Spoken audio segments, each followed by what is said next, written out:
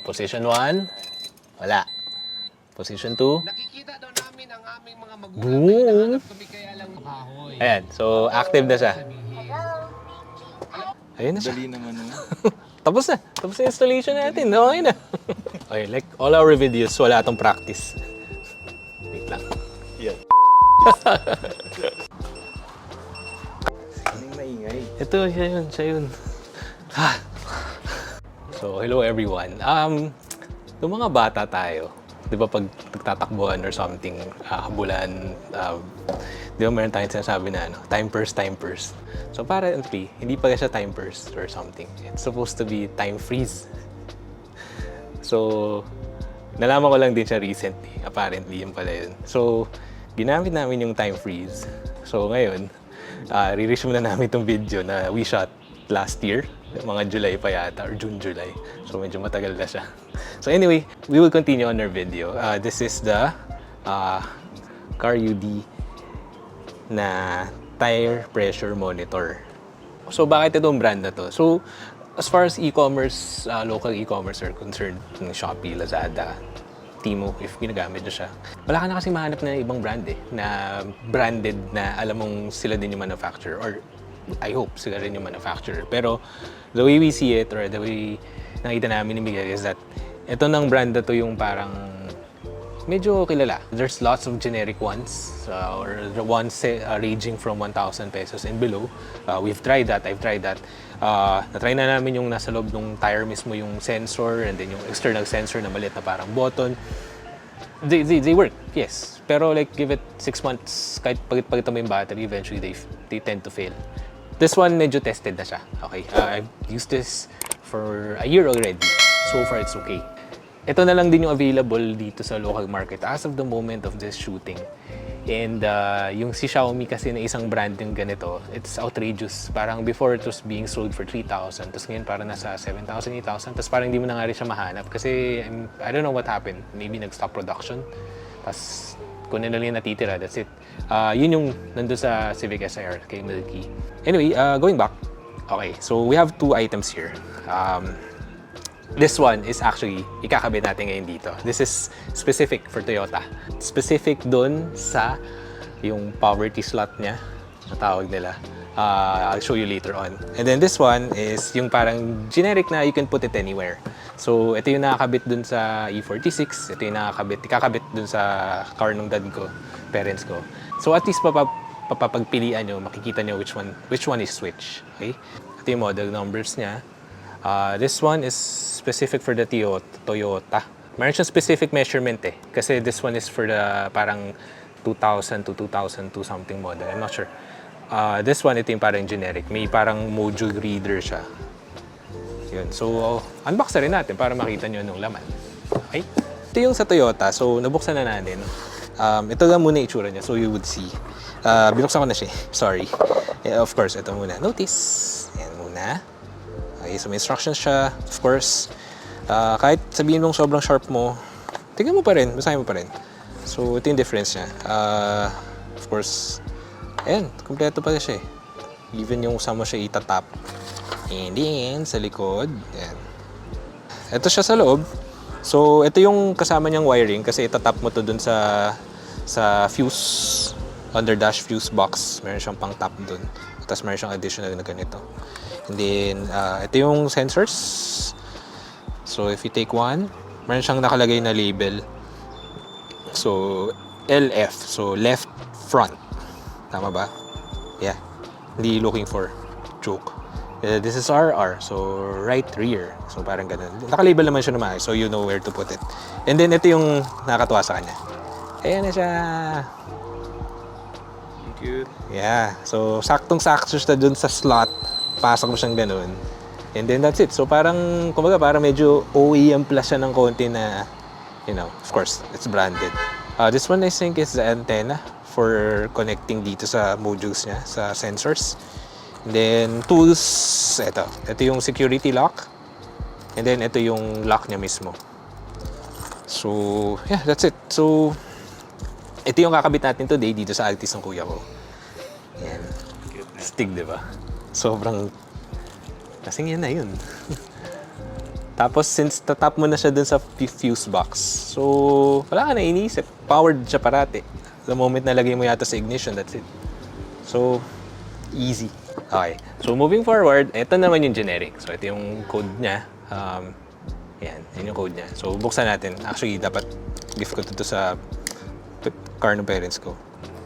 So, di na nga kinakabit. So, ako na magkakabit. Yan. So, rip off na lang natin. Ay, shit. Hindi na siya sealed. Devalued na siya. Shit.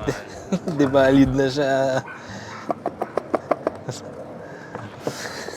Ay, bumukas. Yan. Alright, so ito siya. So, ganun ulit. So, okay. So, ganun ulit. So, this one's a little bit different. Kasi, ito yung may module siya. May parang box. Okay, generic siya eh. Okay, so, ganun ulit yung instructions niya for you guys, so you guys can see. Yan. So, ano itsura? Ano nasa loob niya? So, ito, meron siya ng grip pad. Kasi papatong mo siya dun sa dash. So, ito yung tools na kasama. So, ito yung safety locks. Ito yung tool itself. Okay, meron siyang kasamang 2025 model daw. Ito. Pero, micro. I don't know. So, ganun ulit. Ayan, RR. Right rear. Nice niya. LR. Okay. So, nakaayos naman siya. And then, ito na yung unit itself. So, ito yung may pagka-generic. You can put it anywhere. Kung wala yung sasakyan mo dun sa sa specific, like itong kabila, yung sa Toyota. Ay, shit. Nabunit na siya. Ayan. So, ito yung generic na unit niya. So, solar kuno, but it doesn't really charge. More of light sensor lang siya na parang pag narawan, iba-bright niya. Pag wala na araw, didim lang niya itong display. Ayan, yan. So, ito yung unit niya. Yeah, tama. T880 something. 5 volts. So, definitely wala na itong battery. So, maghahanap tayo ng micro USB para ma-charge sa baduy. Anyway, sige. That's it. Yan na lang naman. At least, kita nila yung difference. So, if your car has a specific, if you check their e-commerce website or something, site, makikita nyo meron siyang mga specifics. So, this one is pang Toyota na specific yung measurement dun sa poverty box niya. Add-on. Some cars, meron yata siya for Honda, for Mitsubishi, so I'm not sure. Gamitin nyo na lang yung internet nyo, data nyo, tignan nyo na lang. So again, dito natin kakabit dito sa Toyota Corolla Altis 1.6 G variant. So this is the manual variant. So yung SIR ko, wala na siya. Ito na yung pinalit namin. Joke! Don't say bad words. Joke. So anyway, ito yung car ng coach. Ito yung car ng kuya ko. Tsaka ng wife niya. So dito natin kakabit. Okay? Let's go! Okay, so dito tayo sa interior nung Altis. So this is a 2016 model. So manual siya. Manual. Nice. Actually, masarap siya i-drive, to be honest. And then, ito yung... Yan, ito. So, dito natin ilalagay somewhere.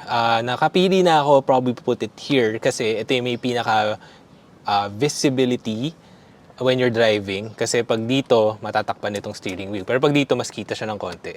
So, goal ng TPMS is if ever merong napansin siya na lumalambot or may nakita siyang pattern na parang pababa yung pressure, mag-alert siya. So at least, dun pa lang malalaman ng parang, teka, mukhang nabutas yata yung gulong ko, sumisingaw yung pressure, or flat na talaga siya. So yun yung goal niya, to alert you. And then at the same time, makita mo yung actual pressure niya. So makikita mo na kung lumalambot na ba to or hindi na ba pantay. Bakit kaya kumakanan ka mag-isa, tapos nakita mo parang malambot na pala yung nasa kanan. So these are the things na can help you. Okay? Technology-wise, yung mga aeroplano may ganito rin. So from that technology, in-implement nila dito. And then you have two types. One is again, yung internal na sensor na kakabit mo na medyo hassle. And then the other one is ito. Parang cap lang siya. Actually, tar cap lang talaga siya. So, yeah. Additional info is that sometimes yung pito mo, sometimes it's too soft. So, yun yung generic na rubber. May option na palitan siya nung medyo mas rigid. So, kasi syempre, medyo mas bigat to ng konti. So, when the tire is rotating, pag malambot, may tendency mag-flex yung, yung pito. So, if you use a harder one, there's a lesser chance of reflex siyang ganun. So, with that, less vibration. So, yun lang. This one, hindi ko alam. Generic yata to. So, bahala na. Hindi naman to parating tumatakbo sa highway. So, yeah. Okay ba? So again, like all our videos, wala to practice. Medyo kinapakaw na rin kahit paano how to remove this, install this. So basically, ang gusto kasing mangyari nito is itatap mo siya directly dun sa fuse. Nandito siya sa ilalim. Okay? For this specific model, this specific car, nandito siya. Of course, other Toyotas might have different locations kung nasan yung fuse box niya. For this one, nandito siya mismo. Ito siya. So, ito, yung poverty box. Okay, poverty option box. This one, hindi yan. Andito yung fuse. So, if you check on it, ayan na siya. Oh, okay. So, tatanggalin mo lang talaga siya. And I think we have to remove this kasi itatap natin dito yung wiring. Okay? Cover. Yeah, cover lang siya. So, nandun siya sa ilalim. Di ko alam kung makikita nyo. Pero basta nandun lang. Imagine nyo na lang ito siyang itsura niya. Nakaganyan. Sa ilalim. Yes. So, magtatap lang ako dito ng kahit anong hindi ginagamit. Okay? Of course, I'll use a multimeter para ma-check kung saan yung may kuryente or what. Alright? Okay, so ito na siya. How to get here? Wala naman ako pang ganun. Tinry ko na hugutin siya from here. Hindi rin. So, apparently dito pala siya. So, this is my nails. And there you go. That's it. Tapos, sakto. Ayun na siya. Dali naman nun. Tapos na yung installation natin. Okay na. So, ito na yung lalagyan natin dito. First, ko muna siya, So, magiging ganyan yung position niya. Nice, diba? Of course, pasok pa yan. Ayaw ko muna ipasok. Pero, more or less, yan yun. Okay, so ito yung kasama niya na harness. So, this one goes dun sa, sa unit itself. So, from here, yan, pasok siya dyan. Yeah, so, specific for power lang naman siya. So, if you take this out, okay. Ayan. So, this one is for the positive. Ito yung papasok doon sa fuse para may power siya. This one's the negative. Negative, tatap mo lang siya kahit sa anong grounding dito. Then that's it. So, maikli lang siya. Pag nakabit na siya, we'll tape it with yung cloth tape siya. Ito yung ginagamit ng mga vehicles. Euro cars usually. To cover this one para wala siyang vibration. Tas fire retardant din siya. Okay? So, additional info lang regarding this installation is that, yun nga, so ito yung fuse box, and the picture is here. Yan, nakita niyo yung itsura niya fuse box. So, naghahanap ako ng itatap ko, saan ko itatap dito. So, what I found out is, this one, and I think this one, parati siya may power. So, naka-direct tap yata siya doon. And apparently, this one here, parang ito ni gets power pag nakalagay sa ignition yung sasakyan. So, and then ito's providing 12 volts. So, naisip ko, dito ko siya itatap. Okay? So, this way, hindi ito naka-on all the time. It will only turn on, magkakaroon lang siya ng power once nilagay mo sa ignition. So, that would make sense. Although, I think this one has a sensor na naka-off siya all the time. It has power, passive lang, naka-off. And then, if it senses vibration, doon lang siya mag-on, mag-turn on siya.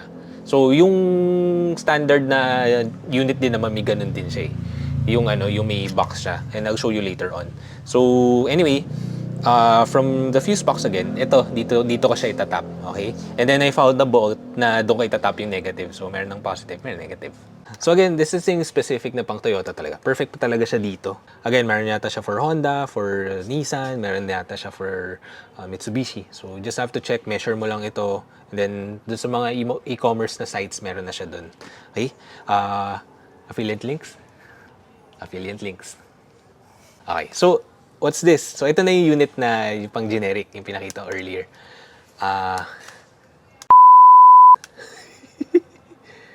The charge. Kaka-charge lang eh.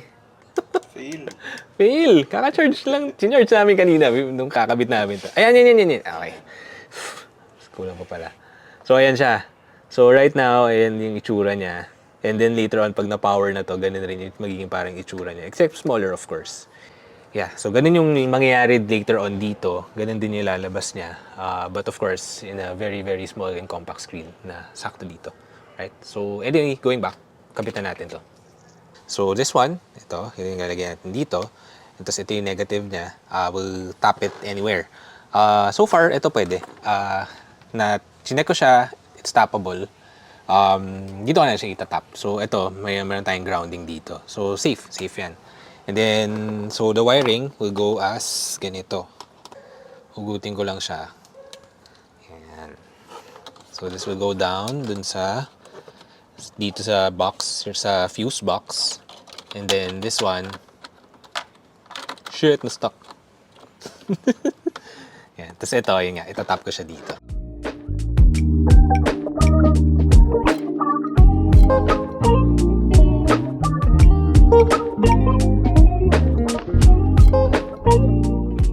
Okay, so ito, nakabit ko na siya. So again, ito, kailangan naka-ignition. So, pag nalagay mo siya sa ignition, tsaka lang siya nagkaka-power. So, ito yung parang pinaka-safe for me. So, dito ko na siya tinap.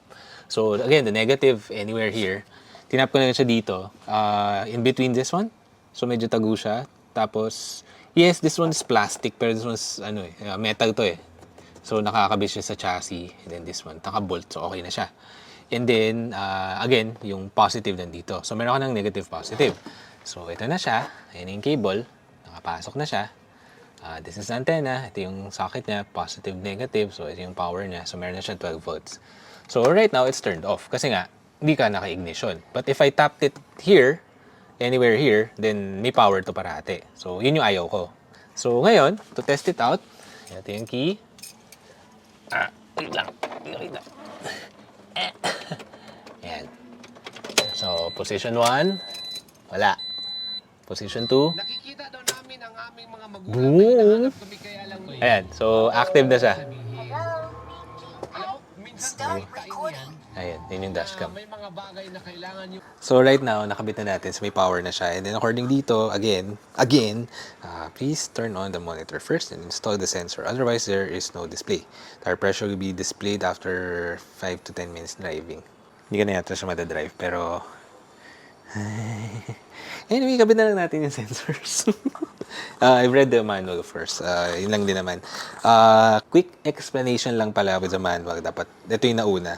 Yung mga nasiset mo na items, units of temperature, yung abnormal alarm, at least kita mo lang yung yan, high pressure, low pressure, temperature. Yan. So, yun din pala, pati yung temperature, rin siya. So, in case ma-sense niya, kasi dito masiset mo siya yung highest and lowest na numbers. So, pwede siyang i-customize. Like, for example, if your car, usually, normally, nasa 30 tayo, 30 PSI. Eh, kung yung sasakyan mo, sabi doon sa manual, is 40 PSI. So, pwede mo siya i-set dito na you can set the lowest number and the highest number. So, let's say, 40. Tapos, pag nilagay mo siya ng 35, mag-alarm na siya. Ganyan. Highest naman, diba, nag-45 siya, mag-alarm din siya. So, ganun. Temperature, ganun din. Yan, of course, you can also replace yung mga values ng if kukuha ka ng replacement. Kasi, if I'm not mistaken, ang kinaganda dito kay CarUD is that pwede mong kunin yung you can get replacements for this one. Okay? So, yung ba, nawala, or nasira tong left front mo. So, pwede kaya mag-order sa kanya ng ganito lang. I'm not sure, or baka set of 4 na kagad siya. That said, we'll turn this on to satisfy yung requirement niya na turn on monitor first, and then, yun. So, ganyan yung gagawin natin. Okay? Alright. So, andito tayo sa rear left. Left rear. Ito, LR. Ayan, sige. So, hanapin ko lang siya. Okay. So, turo ko lang sa inyo paano siya ikabit. This one. Ayan siya. So, rip open ko lang siya. Okay. So, ito yung tool to use panggamit sa kanya. So, this one is, ito yung parang safety lock siya. Okay? So, mangyayari dito, ito siya, diba? If you guys can see it. So, ito yung normal cap. Yan. Actually, this one, matigas pala to. So, okay lang din. Okay. So, ito muna. Ayan. So, ganyan lang siya. This is left rear. So, tama. Lagay mo lang siyang ganyan. Pwede kayo maglagay ng dielectric grease if gusto nyo. Yun. Okay. Good. So, ano lang siya. You don't have to over-tighten it. ano lang, sakto lang. Yan. That's it. Tapos ito yung lock niya eh. So again, you don't have to over-tight it. As in, ganyan lang. Just enough. Kasi sa heat cycle, sisikip niyan lalo eh. And if you do that, hindi mo na yung matatanggal. Ang gusto mo lang kasi mangyari dito is it stays in place. Kahit umikot siya, hindi siya malalaglag when you're using it. So, yun lang naman. So, ito pa clockwise. Itong bolt, yung parang lock is pa counterclockwise. So, parang maglalak lang siya ganun. So, hindi siya matatanggal. Yan lang, enough na yan.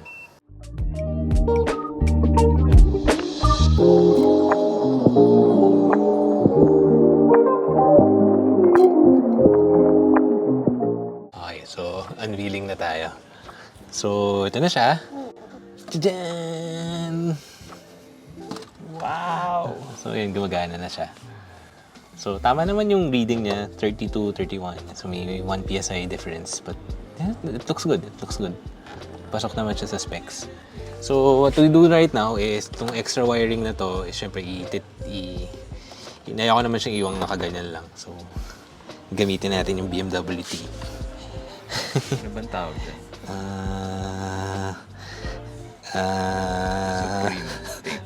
Walang basta, ito siya. Tesa na ano. 51638. Yan yung brand niya. So, saktong tape lang. Detailing tape na lang. Pwede rin naman. So, wrap up ko lang siya para at least medyo malinis, bawas vibration, stuff. And then, later on, label natin siya na TPMS. So, ganito na. So, kompleto yung clips. Balik na natin. Okay, parang wala nangyari. And then this one, pasok na natin siya. Yun, no? God, ganda. Almost invisible siya. Parang part talaga siya ng car. Napapalitan din yung brightness. Perfect. Okay, so to wrap up this video, again, option to. Ito yung the best option. Kasi parang you have unlimited power as long as naka-ignition, mag-on na siya, may power siya. So safe. No worries about discharging or stuff like that. However, kung walang ganito yung poverty optional yung car mo na hindi siya pasok doon, then another option is this one. So yung ganito. Yun, as far as TPMS goes, I think so far this is the best one we can get right now. I did my research. Meron ding ibang brands pero right now I don't think it reaches yung Philippine market natin. Si Xiaomi dati meron na pero parang nawala na rin and it's ridiculously expensive. And then for now, I guess baka okay na to for now. Yeah. I've used it for a year, so far okay naman. So yeah, that's it. This wraps up the video. Tapos na siya finally. After years and years and years and years of trying to finish this, finally tapos na siya. Editing na lang. Anyways, click like, subscribe sa Iba Paps. And then if you're looking for additional DIY videos, marami pa sa playlist. And then at the same time, this will be a review. So kindly check on it as well. Marami pa rin kaming nire-review ng mga common items na you can buy sa mga e-commerce natin. Marami rin kaming product reviews for those for other stuff na, syempre, of course, car-related.